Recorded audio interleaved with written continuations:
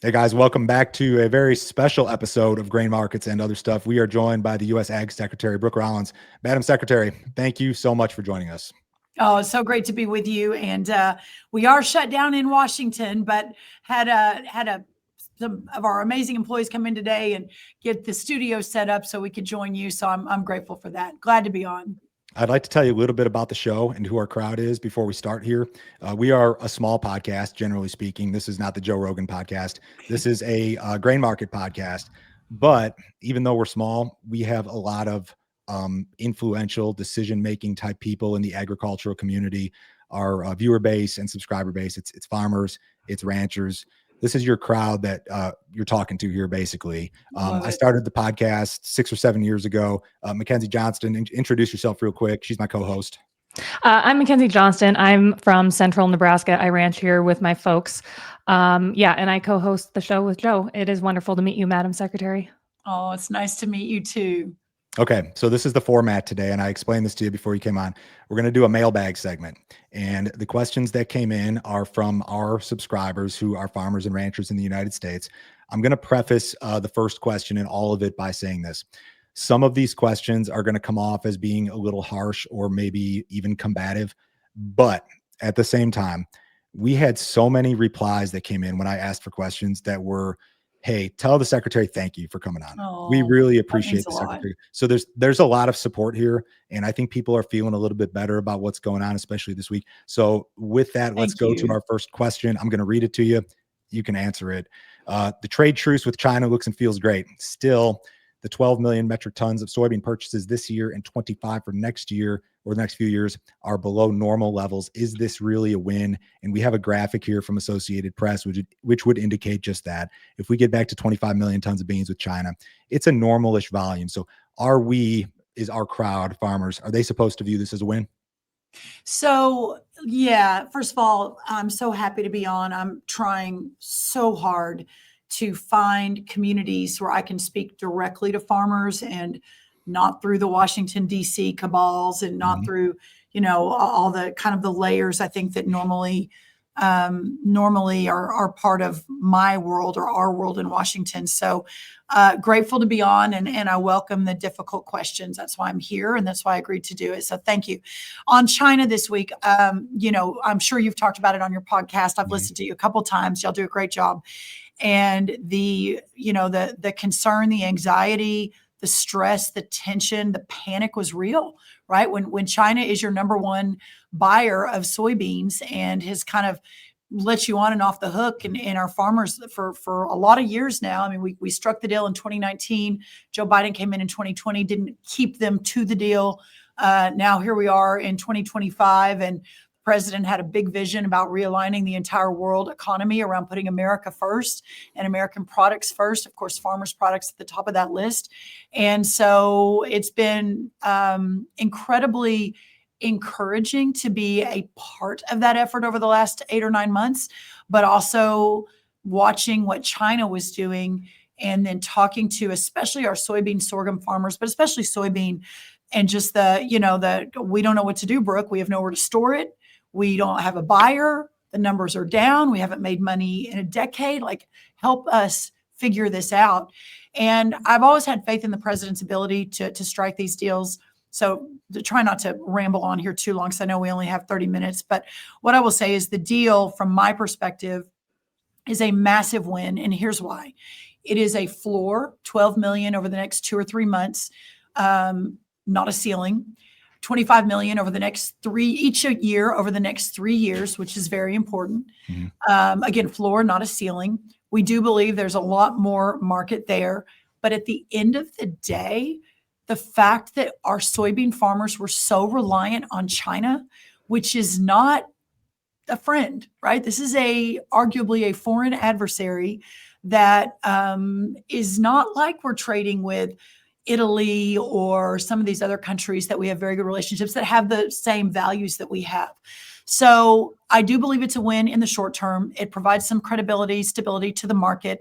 Soybeans are at their high of 15 months as of today, and that's a result of that. Still the details to be worked out and the deal to be signed, but we feel really good about it.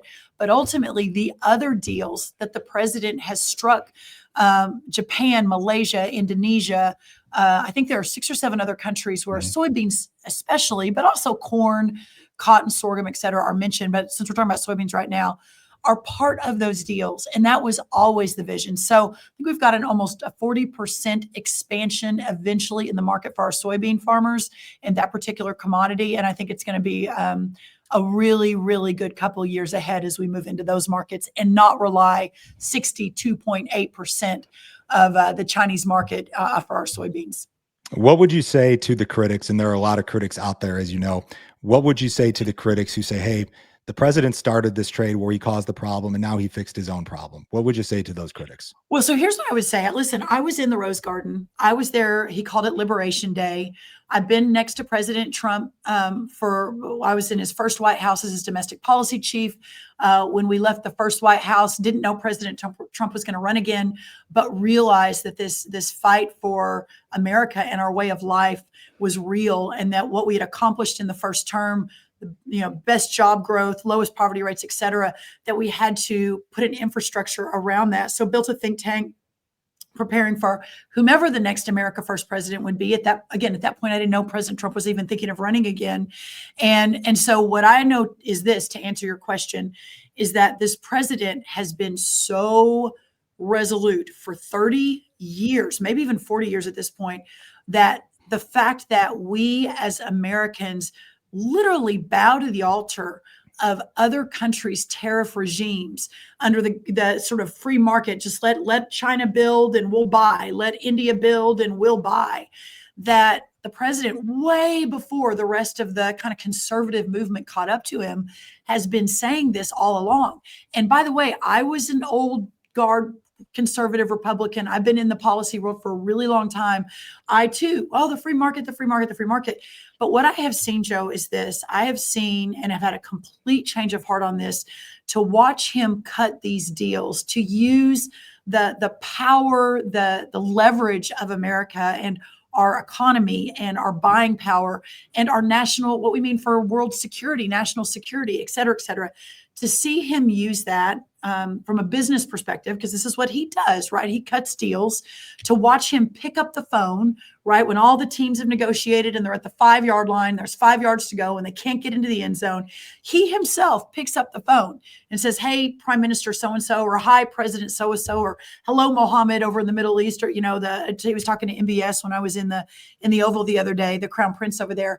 I have seen it firsthand, and he is absolutely, I just can't even come up with the right words. He is so confident and so sure that when other countries charge our products 15% on average in tariffs, and we charge other countries on average 5%, and that's just average, right? This is an incredibly complex world.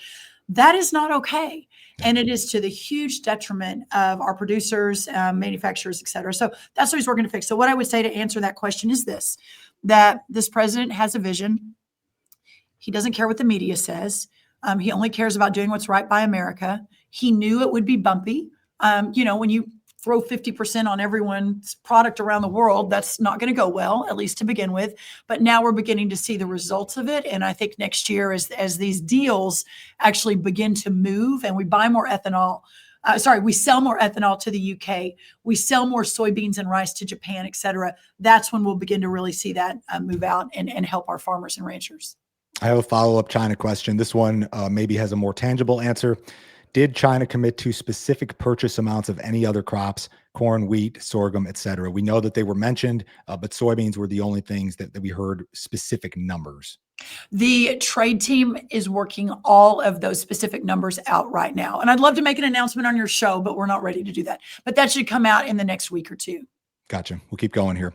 President Trump has said that farmers will endure some pain until the benefits of the tariffs or trade war are seen. What benefits? What is the golden era of agriculture that the president has discussed? So we know that we have an agreement or a truce now with China, whatever you want to call it. The benefit for the moment has been, hey, soybean prices have risen a little bit, but still we're in a situation where prices of our big cash crops in the United States are drastically below production costs. We've still got some significant problems. So in your eyes, when the president says the golden era of agriculture, what does that look like? So from my perspective, this is and I want to make sure we've got enough time because I want to spend a little bit of time on this question, if that's okay. Sure. There are so many complexities, and you and McKinsey know this well, but it's such a complex system. A couple of important points. First, when we left, President Trump won, we had an ag trade surplus. And under 4 years of the last administration, there were no new trade deals. And when we came back, about a $50 billion ag deficit. So that's first. And I think that's really important. But that isn't the only thing.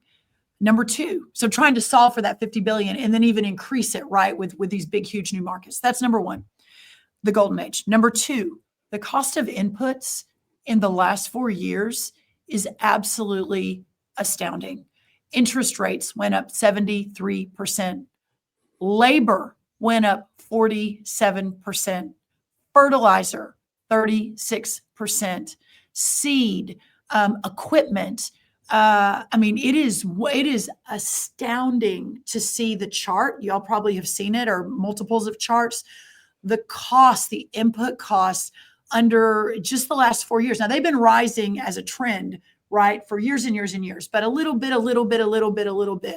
But to see what's happened in the last 4 years, oh, well, look at that. This is from National Corn Growers. This is probably an average or an aggregate, but production I have costs, the exact same chart I carry around with me, by the way, as I'm studying it all the time. production costs go up and they don't come down. Yep. is the thing. And that's right. That's people, the general public is aware, okay, commodity prices are low, but low commodity prices are only a problem because of this.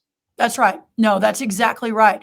So let's take those one by one, because we have a plan of attack on every single one of those.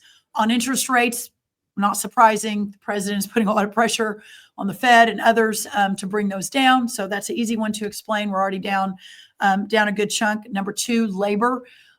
Ultimately, the massive labor questions that are facing our ag producers, probably a podcast for another time, but those are needing to be solved by Congress.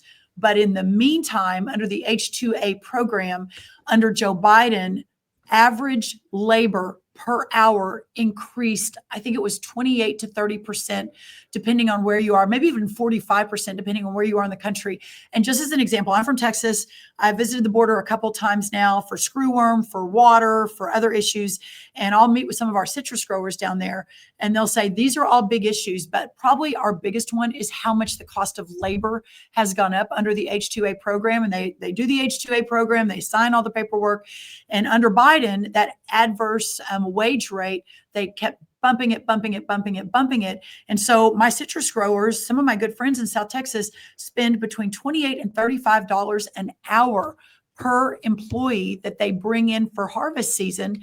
And that they've got to do housing, they've got to do transportation. The average wage keeps going up. So we haven't announced it officially yet because we've been in shutdown, but I'll talk about it here. So Lori Chavez-Durimer, our Secretary of Labor, who is really the one in charge of the H-2A program, she has put in place, with our help, we've been very on top of it, that is actually going to come down about 30% almost immediately for the H-2A program. I mean, these are really big numbers, billions of dollars for our producers that rely on the H-2A. So that's labor. I announced in Kansas City about a month ago that we are beginning an investigation with the Department of Justice on the cost of fertilizer. Now, there are a lot of nuances in all of this. Fertilizer has a lot of complexity to it. Of course, the tariffs on fertilizer have certainly not helped the price. And so we're working on that with our friends over at USTR. I know we got the tariff off of potash from Canada, which was a big issue about 6 months ago when we started this, but I'm working on hopefully the others as well. Nothing to announce yet, but we're making some progress on that. But fertilizer is very important. The cost of so many of these inputs. So that's interest rates, that's labor, that's fertilizer. I don't have the whole list in front of me, but we're working on each one of those, and we have a plan for each one on how we can hopefully bring that down. Oh, inflation, of course, is a massive one, working on bringing inflation down, which all of those inputs move into. So we're hyper focused on inputs, and that is something, the beef herd, we're probably going to talk about cattle, I'm assuming, before we're finished here. The beef herd is at a 75-year low. Demand is obviously outrun supply in a massive way for a lot of reasons, but we are opening up 5 million acres of Forest Service land and BLM land in the West to be able to provide more land. We're opening up smaller processing plants to make it cheaper to process, things like that to hopefully help bring the prices down as well. Next question. Is some sort of farm aid program in the works now that an agreement with China has been made? Soybean prices are still drastically below production costs. This had been discussed, and we heard you discuss it a couple of weeks ago. We haven't heard anything recently. I was told that there's still something coming, but your sources are probably better than mine. Well, so as I have said, before the shutdown, during the shutdown, hopefully the shutdown ends very soon, that the president from day one said that if any of these farmers are hurt based on this trade war that we're in, that he was going to make sure and step into the gap. Pardon me. I've done so many speeches and TV interviews in the last 24 hours. I've completely lost my voice. So that remains true. And the reports in the media that we've got between 10 and $12 billion identified through various programs, that if it is necessary, we will be moving an additional aid program out. Having said that, we've still got about 10 to 13 billion in aid identified from the end of last year that we've still got to move out this year. So there's still a significant amount of funds moving into the countryside. And with this announcement, there's more analysis that needs to be done in terms of what that harm looks like and then what the program would look like. Follow-up question on direct payments. Not every farmer is a fan. Direct farm payments present us with a lot of problems. The tens of billions of dollars paid to U.S. farmers since 2020 have resulted in massive input inflation. Does the Trump administration have a long-term plan to fix this problem, or are direct payments simply the new normal? And it goes back to, well, here's one chart I'll show you. This happens in all sorts of different administrations, tens of billions of dollars paid out to farmers in the name of COVID or low prices or whatever. And this chart, in my opinion, and I think in the opinion of a lot of people, is directly correlated to our production cost chart. So the direct payments, I think in the view of a lot of farmers, are like a Band-Aid, like, hey, let's get through another year. But I don't think that farmers like this as a permanent fix to anything. Agreed. Why I don't want to spoil the important story in all of this, but my goal and my plan is if and when that farm aid package is announced, and whether the president's next to me or the Secretary of the Treasury, Scott Bessent, no matter what that looks like, and we don't know because we're still in shutdown mode, but that we talk about this as yet another bridge, right? Yet another Band-Aid. But when you look at the farmer is putting that money in the bank and then it immediately goes out to buy the more expensive tractor, right? To buy the more expensive F-150, to put the more expensive roof on her new barn. And that is not sustainable. So as this aid continues, and I'll be honest, I know I was an unusual pick for Ag Secretary, was never a governor, I wasn't a senator. I have an Ag background, but I had spent all of my time building sort of active, change the game policy organizations. I believed in my heart that all of this aid wasn't really building anything for the long term, but it just was this cycle year after year after year. But now that I'm in this job and now that I see it, we have to get off this hamster wheel. If we don't build an infrastructure and I think these new trade deals are going to be a big part of it, but also building the market here and having more of our nutrition money, $400 million a day going to locally sourced food, inspiring new farmers and ranchers, et cetera. But if we're not able to begin sort of weaning away from all of this aid, nothing is ever going to change. And if we can't do it in this administration, I'm out of the box. I'm a big thinker. I'm a bit of a disruptor. President Trump, obviously the same. Our whole cabinet, obviously the same. We obviously have to protect the farmer, and so would never do anything ever that would compromise that. But my message is we've got to stop thinking from one year to the next year to the next year. it's important from a bridge build, but we've got to start thinking about where do we want the farm economy in 5 years, in 10 years, in 20 years, and how do we get there? How are we strategic and intentional, and how do we cast the long-term vision, and how do we build the markets to make that happen?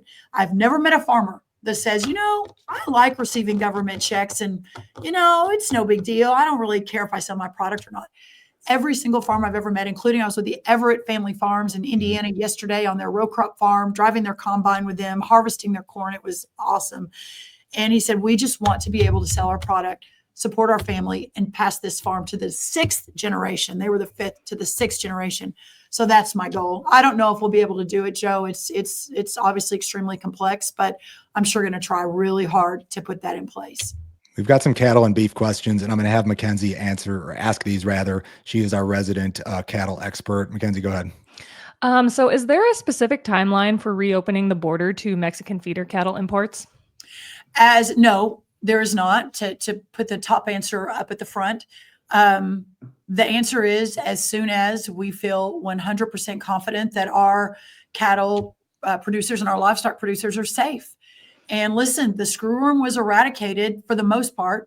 We had it 50s, 60s, destroyed our cattle herds, our livestock production. Took about 10, 20 years to push it back into South America. Thought we were in good shape. Stores, apparently this is before my time, obviously way before my time, began to roll back this production of sterile flies. That's how you eradicate it or push it back, contain it. And all of a sudden, we walk in the door I was sworn in February 13th, in mid-February.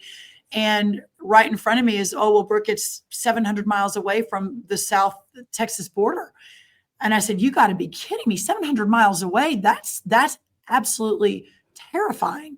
Mm-hmm. And then the next month, it's actually now 500 miles away. Wait, what? The next month. And even a month ago, 70 miles away. South of the Texas border. So there, as you can imagine, is an inordinate amount of pressure to open the ports, especially with the price of beef, a couple 100,000 head waiting on the other side. But we're not going to do it until we feel very, very confident that we can protect our cattle in this country. And so, that's again, a bigger part of the equation on beef prices, on cattle prices, et cetera. And that's been a big topic of conversation in the last week or two. But the health and the safety of our cattle are paramount to me. And I think that that'll be very important. Having said that, I will be in Mexico on Monday meeting with the president. Today is Friday, the 31st. I'll be there Sunday night, meeting with the president of Mexico about this very issue, meeting with the Secretary of Agriculture of Mexico. We have been working hand in glove. It was a little tenuous back when I started earlier this year. We weren't getting our planes landed with all of our sterile flies where they needed to be. We weren't getting a lot of good information. That has all changed now. Mexico has become a good partner in this, and they're trying really, really hard to push it, contain it back, and get the ports open as well. We've got another cattle beef question. Unless, Mackenzie, you got any follow-ups? Nope. I'm ready for the next one. All right, go ahead. So the Trump administration recently announced plans to increase imports of Argentine beef to lower domestic beef prices. Are there additional measures being considered to aid that effort? So let me talk about that, if that's okay. I know we've got about 7 minutes left. I'll try to do it quickly because I know you probably have a lot of listeners that have been part of that, perhaps were discouraged, frustrated by some of the comments. And the first thing is this, that the president, as he was running for a third term, for third election, had in his mind two big commitments to the American people. The first was to secure the border, and the second was to bring the cost of groceries down. And then there was a whole litany of other goals. And we've achieved quite a good number of those in 10 months. And we're really proud of that. When he is constantly seeing on TV that, some of the groceries have gone down like eggs and other things, but some continue to move up. And there's a lot of reasons for that. The main one is supply and demand, right? We've got the lowest cattle herd because of drought. I've got screwworms shutting the ports down. We have, like we talked about, this crazy inflation that we had in the last Biden term. We had an administration that didn't love cattle, right? They believe cattle caused climate change. So we're, pulling land back from the West. There were a number of reasons where it's such a low, and the demand is up. American beef is the best in the world. So we've got a 9% increase in demand. And so you take all of that, and it isn't surprising that our cattle industry, for the first time in a long time, are in the profit margins, which is wonderful. But the president, in sort of focusing on how do I fight for every American and how do I bring the cost of that down, that is where, when his comments were made, that was really where that came from. Having said that, he also, and I can't tell you this more sincerely, I have to say that never in the history of ever has row crops, trade for ag products, screwworm, beef herds has ever been talked more in a West Wing and in a Oval Office than in the last 10 months. And so his focus on rural America, communities, ranchers, farmers, et cetera, is real. And those goals are not mutually exclusive. We rolled out a pretty significant 3-point plan on rebuilding the herd, understanding it's going to take a couple of years. Final thing I'll say on the Argentina deal, with his focus on bringing the cost down, talking to Argentina as they were working on a deal, we consume about 12 million metric tons of beef every year in this country. 10 million of those we produce ourselves, our American ranchers produce. 2 million we import. That's not new. It's been going on forever. It's the cheaper, kind of the leaner cuts that we mix into ground beef, et cetera. That's what we would be importing. Argentina currently, as part of that 2 million that we import currently, is about 20,000 metric tons of that. So 20,000 of 2 million. And the president talked about upping that to maybe 40 or 80,000 metric tons of the 2 million. When you look at the ports being closed, Brazil's not sending as much in because of the 50% tariff. That Argentinian number actually wouldn't have even made up for that. So, but I understand. And my role is to serve my boss, the president, make sure I can do everything I can through the market and supply and demand and bringing input costs down and opening up more range and having cheaper processing plants, et cetera, to bring the costs down while serving the president and fighting for and defending our farmers and ranchers. And I think we're on a really good path on that. Before we go to our next question, you mentioned Brazil. There's been talk about possibly rolling back those tariffs so we could get those Brazilian beef imports coming back into our country. Is that being considered? Because as you mentioned, if we do import this Argentine beef, boost imports, it's so marginal. It's not going to move the needle when it comes to beef prices. So are we going to look at other countries to boost imports, say at Brazil or even Australia, any other countries? The president is really leading on all of this, and he's listening to a lot of people on it right now. My goal is to build the beef herd in America, and there's no better time to do that than right now. And so I think as the president, every day is a different day. 50% tariff on Brazil is pretty significant. But the president also innately understands how important it is that we work to protect American ranchers and farmers while working and perhaps having other avenues to bring the cost of that lean beef down. Secretary Rollins, this is probably the last question we'll have time for, but I think it's important. Trading in agricultural commodities is heavily reliant on USDA data and analysis. It is public knowledge that USDA staff has been cut through attrition, causing some market participants to question the validity of this data. What would you say to those of us who rely on the data in the face of possibly even more cuts due to the impending relocation program for USDA staff? And I'll be the first to admit, I'm a market person. I have been for decades. The data has been bad lately. The stuff out of NASS in particular, which is the National Agricultural Statistics Service, it's been bad and it's been flawed to a significant degree. And the understanding among our industry is that there's been cuts, that they're staffed at like 60%. These relocations are causing people to quit. What's the fix here? Well, I appreciate that. And you were not the first person to tell me that. It is at the top of my list. And especially now that I have sort of lived the first harvest of my tenure as Secretary of Agriculture. And I had a group of corn farmers in September for the WASDE announcement. And we were all in there together. The announcement was made. They looked like they had been punched in the stomach. I took them all to lunch at the White House after. And, they explained that to me, that those reports really move the market. They do. For better or worse. Mm-hmm. And then the next month, those numbers were adjusted, right? That the massive production that the September report said was coming, which of course, maneuvers the market. Got that much production, price is going to come down. The next month it adjusted. Then there was another, and it is not helpful, and it doesn't inure to the benefit of our number one constituents, which are the farmers and the ranchers, if we're not able to do that job well. And so a couple different points you make. The first on the deferred resignation program and the moving out into the countryside and out of Washington, D.C., the various research components. One of my top priorities is to ensure the integrity, the full team, that we've got all hands on deck to best serve our farmers. Where we DRP'd and riffed and shut offices down, that was on, the grant supporting the LGBTQ food justice, no kidding, food justice grant for San Francisco, right? The menstrual cycles, including transgender men, office or grant over in, another state. Those are the things we're trying to clear out of here. A lot of the climate, the Green New Deal things that were here, where they spent a ton of money in the last administration, and really focus on the first things first. And if we can't give good data, then we're not doing our job here. So very top of my list, if you or any of your listeners have specific advice or anecdote, etc., Joe, you know how to get in touch with me. Please send them to you, and then please pass those on to me as we're looking to make sure that we're doing everything we can to serve our farmers. To be completely fair, and I'll tell you this, as long as there has been government data about corn and soybean crops, people have complained about it.